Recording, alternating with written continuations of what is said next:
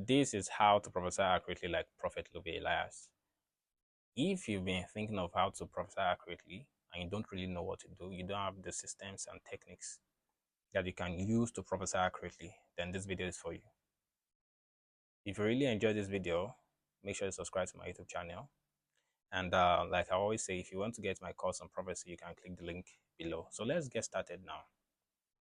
How can you prophesy accurately like Prophet Lovy Elias? I'm talking about seeing names, seeing numbers, seeing addresses, details, seeing visions in black and white, seeing visions in full HD color, seeing visions like in 2D, and seeing visions in 3D. How can you see places that you've never been to before? So I'm going to start from how to see names.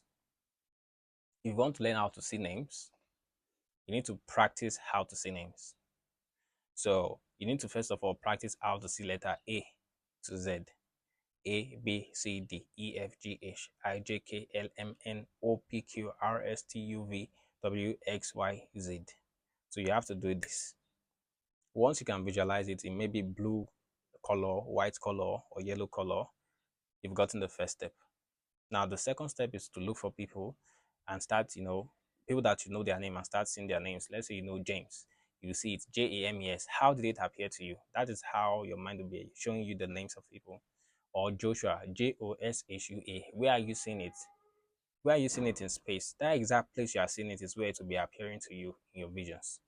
Now, the next step, how to see locations that you've been to before. If you want to see locations that you've been to before, you just need to remember the location. That one is very simple. But how can you see locations that you've not been to before? Like someone is, getting a prophecy from you, and they're like, oh, you want to see the person's house. What you need to do is, first of all, release your mind. You need to have a state of mind vacuum. Then you can create a vision of the person in your mind. You see them anywhere.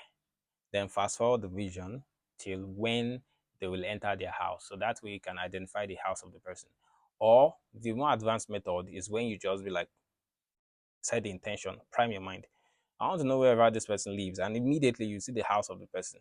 But if you are not really an expert, you can't be able to do this.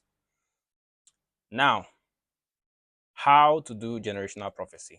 How to know, the person's grandfather, the father of his father, and things like that. If you want to be able to do that, you need to look at the person first. Then, when I say look at the person, I don't mean looking at the person with your physical eyes. You have to look with your spiritual eyes. So this person is in front of you. When I first started prophesying, then I usually turn my back to the person. So I'll just focus on the vision. So you see the person in the vision. After seeing the person in the vision, you set your intention. Oh, I want to see the dad of the person. Then you see the dad of the person. Understand that visions will not just come like that. You're not just going to see the grandfather of the person unless you ask for it. The Bible says, ask and you shall receive. Matthew 7:7. Ask and you shall receive. If you don't ask, you won't receive anything in the vision. So you desire to see the grandfather of the person, you see the grandfather. You desire to see the great grandfather, you see the great grandfather. So if you have done the practice for names, you can see names, locations, and all those kind of stuff. Do you understand? All right, good. So let's continue. How to prophesy accurately. So how to get details about the person and describe stuff about the person. So let's say you want to describe the house of the person or the job of the person. This is what you are going to do. There are always three parts of a vision. The closest part to you, that's level one. The front of the vision that is close to you, level one. Now, this is for description prophecy. Level one, close to you. Level two, the center of the vision. And level three, the last end of the vision, the background of the vision. So we have the foreground of the vision, the center of the vision, and the background of the vision. That's what you need to focus on if you want to describe, okay? So that you won't make mistakes. That's what my mentor taught me. So, and don't forget, if you want to get my book on how to prophesy, click the link below. The book is available. So you start from the foreground if you want to describe what you are seeing in the vision. In the foreground of the vision, I'm seeing two girls standing there in front of you. And beside these ladies, there's a tree, a pine tree or a pineapple tree. In the center of the vision, I saw like 4 kids there playing. It looks like a playground. Then at the background of the vision, I see cars. Cars as if they are going straight to a bridge. If you describe it like that, the person is going to really understand. The person will understand. So you have to look for the foreground of the vision, the center of the vision, and describe what is in the background. If you don't look at the background, you might not see the restaurant that is there. You might not see the bridge. You know, if you just say tell someone, I'm seeing you in a place like grass, it doesn't make sense. What do you see at the left side of the vision, the right side, the background? What do you see directly in front of you? Is it like, oh, I'm seeing a church in the center of the vision, but in front of the church, there's like this gutter that what drainage that water passes through. Then before you get to the church, there's like a tree, and the color is, there's like gravel on the floor a little bit. They now describe the paint of the house of the church. It looks like white paint that is actually fading away. Then behind the church, the background of the church, there are trees planted. It looks like a mini forest whereby people can pass there. There's road there, but there is no major road passing through that place. It's only trackable. The person will understand immediately. The person will be able to say, yes, oh, I remember the place. That is how you describe. Now, the next one, narration prophecy. How can you narrate the prophecy? If you are prophesying to people, you can't just be saying, your name is this, your sister name is this and that. It won't really be interesting. It will even look fake. You will not be able to flow well if you don't master narration prophecy. So, to master narration prophecy, you need to understand that each prophecy you are giving or word of knowledge you are giving must link to the next thing you want to say. There's a guy I used to know, he just prophesies anyhow. He will just say, you have two brothers, yes. Yesterday you ate biscuits, yes. Okay. 10 years ago, you had a friend named Gloria. Yes.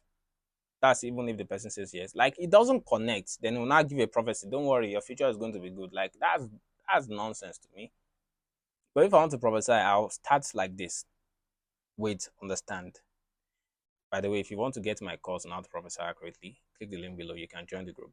This is how I will describe my own prophecy. I saw you in a vision with a friend. The name of that friend is like Samson. Now, when I'm seeing Samson, it's like a university. It should be a university friend. Is this true? The person says yes. Good. Now, Samson does not really like you. Samson is even planning some evil about you. Okay, so you have to stay away from Samson.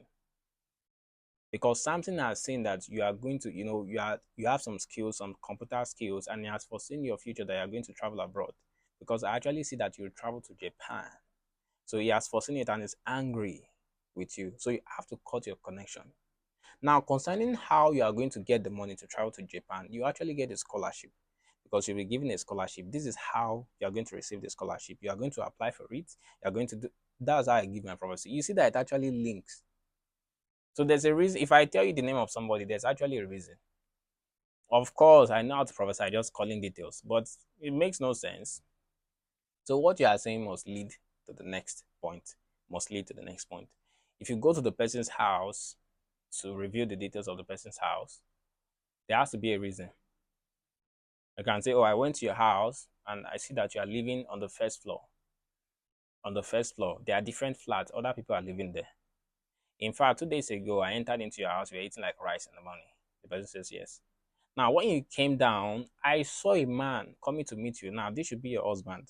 I see the name like Jeremiah. He said, yes, it's true. Now, this is Jeremiah works in this company, and I'm seeing like some problems that he's going to encounter. Like there's a boss at the workplace that is giving him some issues as if they're trying to sack him. Then you now give the person a prophecy about that job. That's how to prophesy. If not, you won't flow well. And I'm telling you, if you prophesy like this, you'll be getting names, details easily because as your mind goes there, the answer comes immediately because you're already in the vision, because you are flowing in the vision.